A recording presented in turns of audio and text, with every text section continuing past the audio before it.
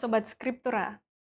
Hari ini kita akan merenungi bacaan kitab suci yang diambil dari 1 Korintus pasal 9 ayat 24 sampai 27. Paulus menggunakan gambaran perlombaan untuk menjelaskan kehidupan bersama Tuhan. Kita akan melihatnya berdasarkan 3 kata kunci dalam bahasa Yunani yang akan kita ambil refleksinya dalam kehidupan kita di hari ini. Kata kunci yang pertama ialah tereko, yang artinya berlari.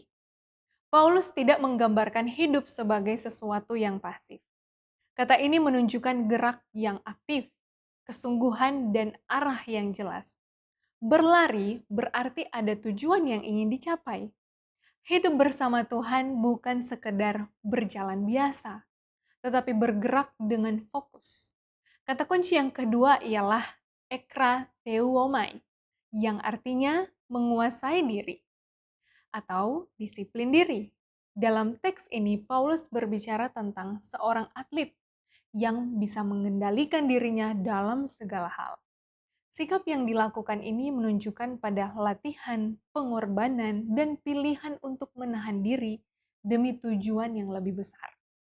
Disiplin yang kita miliki merupakan bagian yang sangat penting dari proses perjalanan iman kita.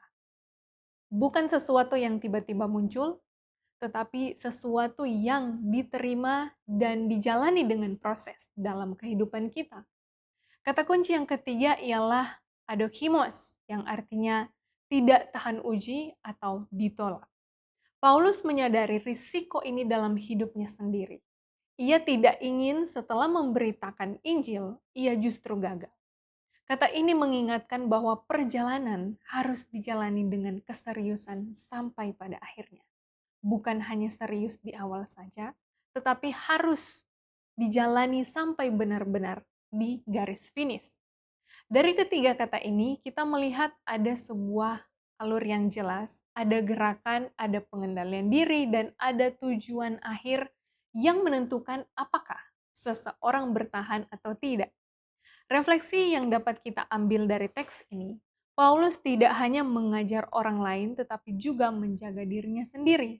Ia melatih tubuhnya dan menguasainya.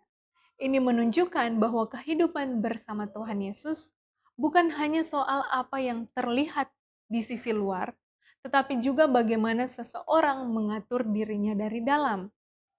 Seringkali orang bisa berlari di awal dengan penuh semangat, tetapi kehilangan arah di tengah jalan.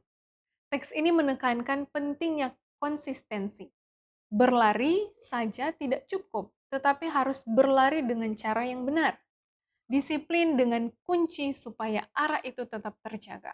Paulus juga tidak menganggap dirinya sudah aman, namun ia tetap waspada dengan kondisi yang akan terjadi. Ini memberikan kita gambaran bahwa setiap orang perlu terus menjaga hidupnya. Tidak ada ruang untuk lengah. Dan melalui teks ini kita diajak untuk hidup dalam kesungguhan.